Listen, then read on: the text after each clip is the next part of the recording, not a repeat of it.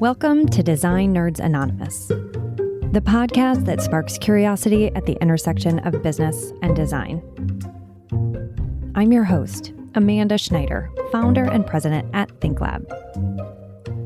Now, this season, we're shifting our lens to focus on something critical, the B2B decision-making process for the built environment.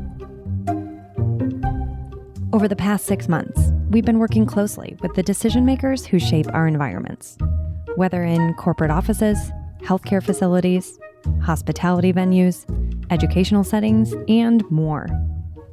We've explored the shifting dynamics alongside end users, architects, designers, and other key influencers who understand just how intricate and layered these choices have become.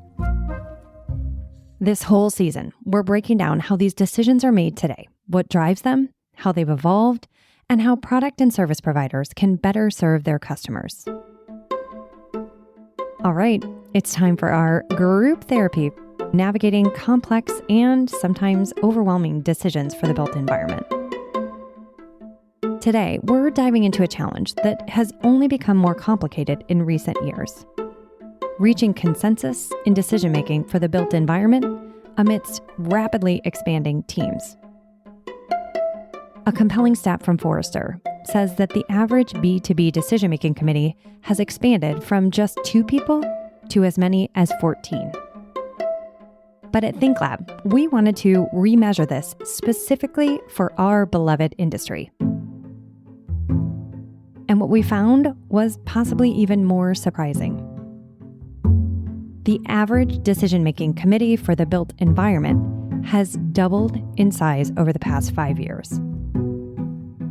And the complexity doesn't stop there. If you've been following along this season, you know we've discussed the growing risk aversion across the industry. So here's another data point that brings it to life. During our research, we asked participants, would you rather A, take sole responsibility for every decision made this year, or B, double the size of your decision-making team and be responsible for getting them to consensus? Now, this might have been our most shocking game of Would You Rather. An astounding 90% chose the latter, meaning they'd rather double the size of their decision-making team. And in one city, every single respondent agreed. We had 100% consensus that they would rather double the size of the team than be solely responsible. Now, this tells us something crucial. While the weight of individual accountability can feel daunting, the challenge of steering a larger team to consensus is one that most are willing to tackle, even in today's fast-paced, high-stakes environment. But with so many voices in the room, how can you actually reach consensus? To help us navigate this, we've invited Halle Hannaford from Chick-fil-A to share their unique approach to building consensus. They're drawing from lessons learned from a rapidly evolving, fast-moving sector, hospitality. This sector has had to adapt quickly and move decisively. Halle will reveal strategies that can be applied across all sectors. So, whether you're in corporate, healthcare, education, hospitality, or anything in between, there will be something valuable to help you refine your decision-making process. Let's meet Halle. My name is Halle Hannaford with Chick-fil-A. I am a senior principal team lead within the restaurant design department. What that means is my role within restaurant design. I actually lead an incredible team of multidisciplinary who affect the environments inside of a Chick-fil-A store and some of the wayfinding and signage that helps customers navigate the outside of the stores. When you say multidisciplinary, you're on the client side, the end user side. Talk about those different disciplines and how that's maybe different than the traditional A&D firm that you may have worked at previously. So within even the small group that I work with for environments, we have people with environmental graphic design backgrounds, myself with an interior design background, another who has an industrial design background. Across the rest of our kind of larger group team, there's people with service design backgrounds, with architectural backgrounds, with engineering backgrounds. I will say one thing that Chick-fil-A has done a really incredible job in, even within the restaurant design group, is really hiring people with the right skill sets, not necessarily with the right degrees, and then equipping them based on their needs and interests to really go after what they want to learn. So it truly is a plethora of people and types and information that comes to the table when we're asking questions and trying to get down to solving problems. That's amazing. And I think that this plays right into our conversation today. We'll be right back after this brief message from one of our sponsors. I came out of NeoCon 2024 more excited about the future of the Mart, I think, than I've been in years. We've had quite a shift. We've really been moving in lockstep with that shift, adjusting our focus to really serve not only the largest manufacturers, but also small to medium-sized companies.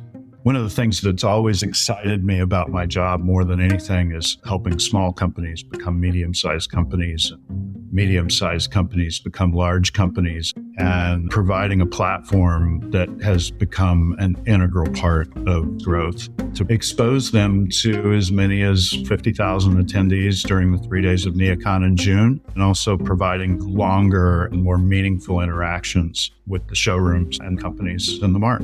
I think 2025 is going to be a really exciting year for NeoCon. Hey, I'm Byron Morton. I'm responsible for showroom leasing and NeoCon sales at the Mart in Chicago. The Mart, the 4.2 million square foot building, is proud to host over a dozen events per year, culminating in NeoCon. For more than 50 years, the Mart and NeoCon have served the leading manufacturers in the commercial furnishings industry. Designs and innovations for workplace, healthcare, hospitality, education, and public environments. Check us out at themart.com and neocon.com or on social, The Mart Chicago, and at NeoCon Shows. All right, welcome back. As I mentioned in the intro, one of the things that was so interesting about the hospitality sector is where corporate, for example, has just slowed down because they have a lack of data and they're struggling to move these projects forward, even at the pace they used to run. You've got things like healthcare. And one of my favorite titles in our mini season was The Paradox of an Unrushable Process in Fast Times. But hospitality was very different. I think what we heard in that hospitality sector, which anyone who's interested in listening can go back and listen to our mini season, is that hospitality is just having to move really, really quickly. Carpe the diem, if you will. Will you explain to our listeners kind of the intensity that you've seen in the hospitality sector and how those needs have shifted in the past few years, why you have to move so quickly? Our model truly of how we serve our customers has had to be so dynamic in the last few years, not just because it's been required of us, but it's because of our customers. The way that they've needed to interact, the way our operators have needed to be able to respond to them has changed so quickly and continues to change. We talk about within our world that we went from a service channel model of you could go through the drive-thru, you could go in the restaurant, you could pick up your food and walk out with it. And that exploded with COVID and the introduction of digital and the heavy adoption of digital, that now you can go through the drive-thru, or you can order ahead at the drive-thru, or you can scan through the drive-thru, or you can go inside, or you can order at your table, or you can scan at the front counter, or you can order it ahead of time, order it from your car. There are so many opportunities and ways that our customers might require their food from us and might want us to be able to provide and show hospitality and our unique service, that we've just had to quickly adapt to respond to their needs. With our goals, particularly in hospitality, to be able to care and provide for people the way that they need it rather than pushing our own agenda, it requires adaptability. We have to be adaptable in order to be successful. So I think for us, truly, even in a season of slowness, that just means we have to think about how to go slow to be fast. It means that we still have rigid processes, but maybe we just become stronger evaluators of the risk in process to take a better understanding of where we're able to accommodate risk versus not, where urgent is really overriding important at the moment, and or where important is so important that urgent needs to pause. That's been a big discussion point for us internally as we make decisions, and really making sure that it's not just our voices and our perception that's making that call, but listening to our operators, listening to our customers, listening to even our team members, doing the work to help us understand and make sure that we're not missing something critical.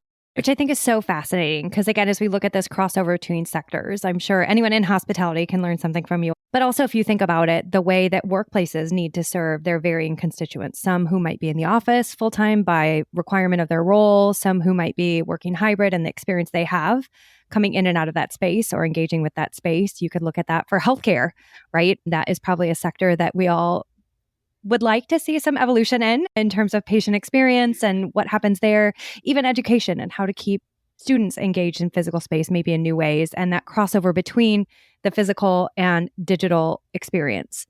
So I'd love it if you could talk about, from a design perspective, how you make sure that the digital overlaps with the physical, overlaps with the experience, overlaps with customer service, and how that is handled. Talk about your team structure and how you make sure that these decisions are integrated, yet are still able to move fast.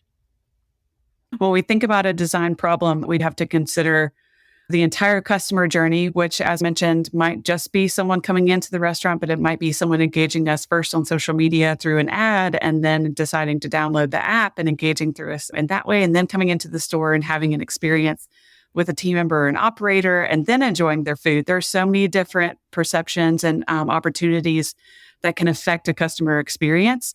And when we are implementing something physical that's going to play into that experience level, we want to make sure that we've spoken with our stakeholders who have an opportunity and a touch point for the customer to make sure that our solution is integrated for that entire customer journey.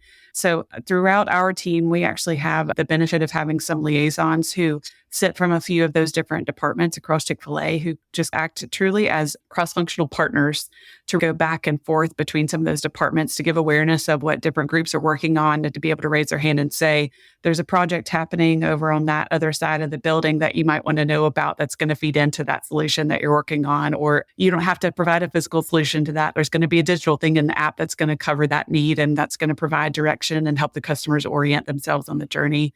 Or even to go back and forth in the opposite direction and say, don't do that digitally. We really think something physical would be the best way to engage the customer or to solve for that need.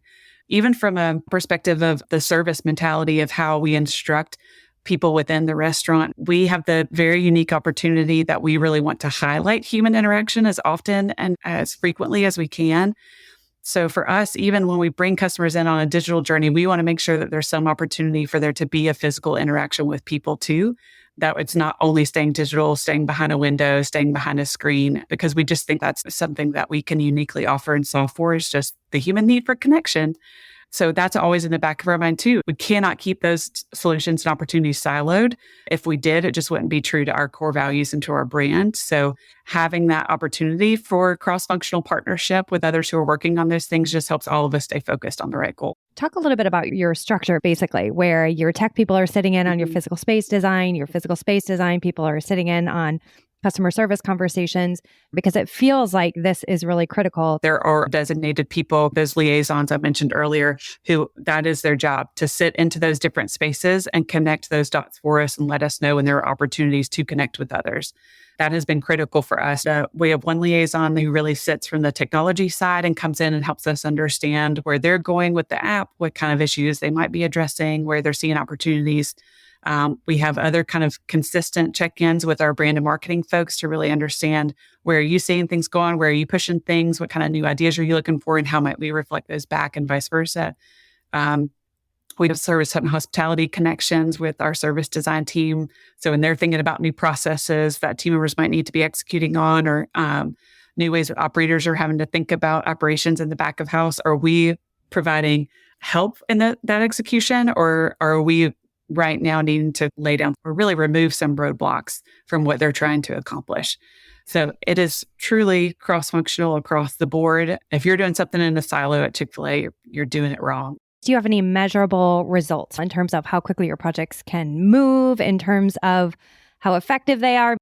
Yeah, I would say from a timing perspective, it's not always the fastest. Sometimes getting the right people in the right room can be the hardest part about a journey, but it makes it so worthwhile because it's so much faster to be able to learn before implementation than to have to go back and adjust after implementation, especially when you have to think about scale. That's one thing at Chick-fil-A. We've had a banner this year of trying to think about how to scale special. A huge part of our understanding of what that means is that it's our responsibility internally to make sure that we've got our ducks in a row so that when we put something out there to the customers and to the operators, we can stand behind it with confidence and ensure then that's going to be a consistent experience for them, not something we're going to have to come back in 2 months and change and adjust. So it might not be necessarily the fastest speed to market solution, but it does mean we're not going to have to be adapting in the field and disrupting their experience when we do introduce something new.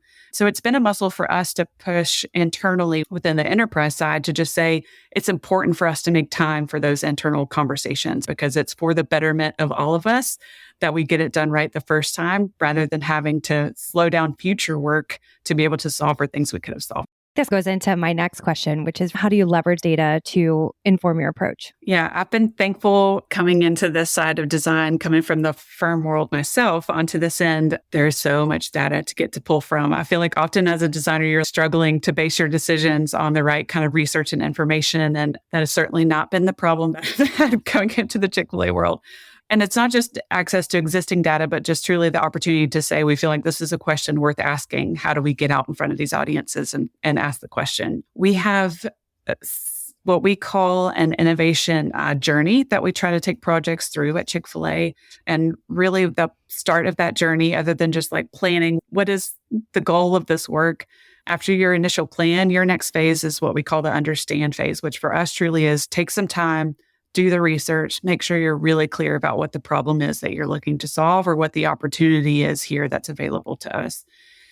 And within that, you're asked not just to research those audiences that I mentioned, our operators and team members and our customers, but also across the rest of the enterprise to really take that time to go across to those different groups and hear from them what's going on, what's happening.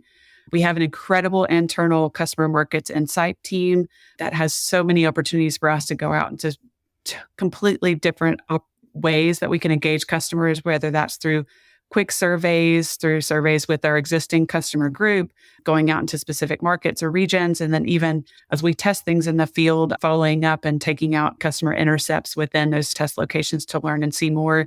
But at the same time, hearing from the operators and those team members, how is this working for you? Is it causing any problems? Is it more difficult operationally than you expected? Was it easy to adopt? So at each point along the journey for us, we really try to take a pause and hear from those audience groups and have the opportunity to take in what that means for the work and to evaluate with our leadership the strength of those voices in the conversation too. Is it good to hear just so we can educate when the final solution goes out? Or is this something that might even need to change the projection of where we thought this project was going to go and there's actually a deeper need here that we need to address? It's the whole range. And that flexibility, honestly, to be able to say, we thought going into this, it was going to be one thing, but the data is telling us there's something else. That's a constant check-in from our leadership of, are you sure we're solving the actual problem? Are you sure we're solving the actual problem? Are you sure we're clear about the opportunity that's in front of us? So that's a challenge from all sides. As we think about what some of this research unfolded for us, one of the pieces was that the average decision-making committee has doubled in the last 5 years. So as we think about getting these larger than ever teams to consensus, you certainly have been wrangling quite large teams for a while now. Is there anything that I haven't asked you that you think is maybe unique to the approach at Chick-fil-A that could benefit the way things are traditionally done in this industry? Yeah, I would say clarity of roles and responsibilities is critical when you're especially having to wrangle large groups. Understanding and just setting expectations when a group like that comes into the room of why they're there. Are they just there for input? Are they just there for awareness to share back to the teams that they represent? Are they actually there to help you in a decision-making process or just to feed into who the ultimate decision maker is? Being really clear about those things and making that clear for everyone in the room usually helps some of the squirrel that can happen after everyone leaves the room. And if you're not clear going in, man, you better pull somebody in and make sure that somebody knows what's supposed to be happening in that room. I think that's one thing I've been thankful for is the opportunity to know that I have the power to say no and understanding what decisions my role actually requires me to make and knowing the lines of where I'm the deciding factor versus needing to bring people in to make a decision. That's really what helps drive, no matter what size of the group is. If they understand what their role is within that group and what they're responsible for versus not, really helps level the playing field. And I would say this is important for internal teams, for any of our other end users that are listening to this for group therapy. But also It is therapy for your product partners, for your service partners too, who really want to do right by every client they work with. But oftentimes you get to the the 11th hour and there's a new decision maker that comes in that shakes things up. And that can be really hard to feel like you're performing. What does home mean to you? Join me, Jeremiah Brent, as I explore this question on Ideas of Order, the California Closets podcast. In our third season, you are going to hear me chat with guests like Busy Phillips, Karamo Brown, Dennis Scully, Shay McGee, and more about the spaces, places, and the people that shape us. You can find Ideas of Order at surroundpodcast.com or wherever you like to listen. And don't forget, our first and second seasons are available now while you wait for season 3. So I feel like that is great advice for everyone across the board. I think it's really interesting, probably for some of our listeners that are hearing you talk about your data collection team, about all these different design elements. And it sounds like you've got a phenomenal and very robust team that's very well integrated. Some of our listeners are probably thinking, must be nice, but I've got a tiny team. We'll be right back after this brief message.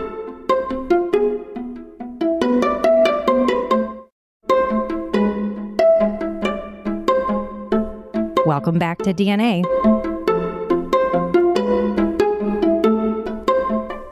As you think about maybe some advice based on what you've learned about this integrative approach, which sometimes it's harder to integrate bigger teams, what would you say to someone who's maybe trying to get started at integrating teams that maybe feel a little bit more siloed to help this project process? I would say study innovation, study the process, because really you can do a lot just by asking the right questions of the right people. And even if you don't have large groups of people to ask, sometimes that's fine if you just know and can understand how to really target the right voice that you need and the right question to ask them to get the answers. For me, that's been an interesting part because we as a company have really prioritized innovation. One of our core values is we pursue what's next. So that being at the forefront of what we do has just meant that everyone who is leading a project, everyone who is leading a new effort is encouraged to talk to some of those innovation coaches who might not know anything about what the project actually is or what the solution needs to be, but they're just there to help poke and prod and say, have you thought about this? Have you thought about this? Have you thought about this? Being a student of innovation gets you really far to just be able to facilitate the right kind of conversations quickly and adeptly. And I would say really when we need to go fast, that's what we lean into. We say, we're going to have a 4-hour workshop one day. We're going to bring all the people into one space. So we're going to bring in a facilitator so we can really sit and listen with opening ears instead of having to worry about how to manage the room. And we're going to get it all out on the table at once. When we need to move fast, that's what it's about. The right people with the right questions. Really good advice. And any books, podcasts, any resources for someone who wants to start studying innovation, maybe in a new way than they have in the past? Oh, goodness. I'll have to go with what I'm reading right now. I'm going to do these two, and I'm pulling them out because I'm showing you because they're right here on my desk because it's part of my current connection. Common Greatness is by Mark Miller, and he's actually been with us at Chick-fil-A for years, just recently retired. But he has done a lot about fundamentals on leadership, and that's so much about what we talk about in Chick-fil-A is leadership, but that's driven by innovation. You become a better leader by innovating and by understanding how innovation happens. So that would be one, Uncommon Greatness. Another one, we had the pleasure of hearing Marcus Buckingham, the author of Love and Work, last year at our annual conference for operators and their partners and spouses, and for the Chick-fil-A staff and their partners and spouses. And that has been just an incredible inspirational piece as a reminder that love is so critical to life just as a human being that it shouldn't be absent from what you do in work. That there's got to be ways that you can think about noticing and recognizing when there are moments of what you do bringing you joy and making you fall in love with it, and how to really bring those to the forefront more often so you can start to find more love in your work. So that's been those two, I would say right now, are like the two that are really high on my radar, and they've been a joy. Always Adam Grant, Harvard Business Review. Those are constant ones in the background for me too. We'll be sure you get royalties or commissions for all the books and speaking engagements you just sold with that plug. Last question here. Given everything that we've talked about here, given your experience at the live hackathon event, what is one word to describe what most excites you about the future? I hate to sound too chummy here, but truly for me, it's hope. I have two young ones, two little kids. My son turns 6 actually tomorrow on Saturday, and then a daughter who turns 4 in October. And as we've been through this swing of what is digital and social media doing to our younger generations, how do we work through this? just at the age that I'm at and seeing them coming up, I just have hope for what the future brings. I wouldn't be doing this work if that wasn't part of what I see about the future, is just a hope for what can be. And that has not changed, even with new technologies, even with evolving industry dynamics. I just think when you have the opportunity to focus on people and relationships, I have the absolute pleasure of a workplace that prioritizes care. And that just means I look at each day and each work that I do with an opportunity for hope. How can I make this person's day better? How can I make sure their voice has been heard?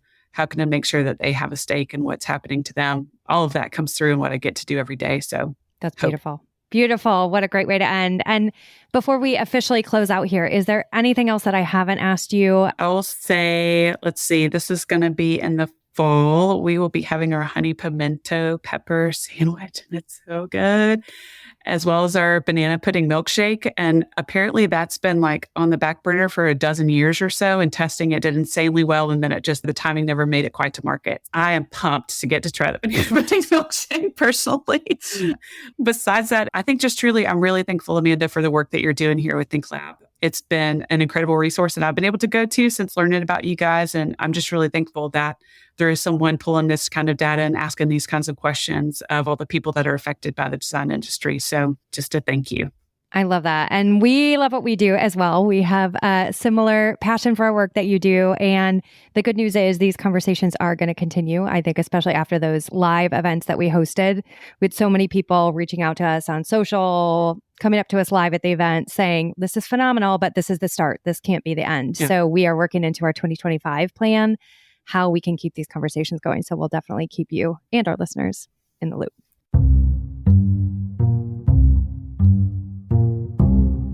In today's fast-paced and high-stakes environment, getting to consensus has become a more intricate challenge than ever before.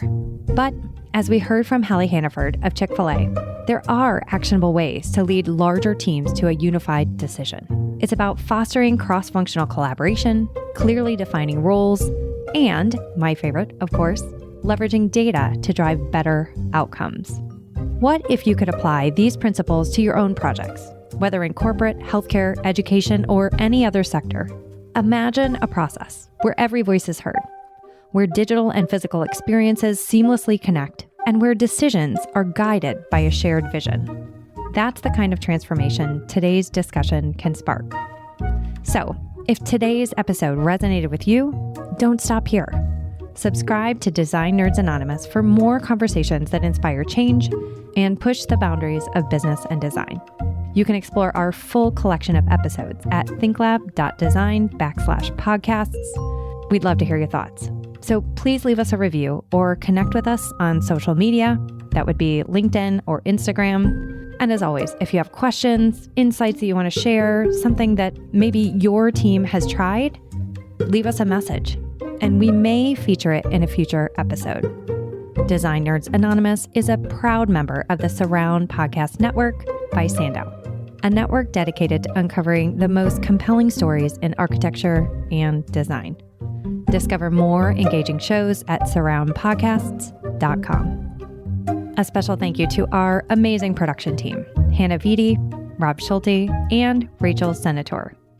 And I want to thank all of you for tuning in, and we'll be back next week to spark new ideas at the crossroads of business and design. Up next is a phenomenal panel, really focused on the workplace sector. So we hope you'll tune in.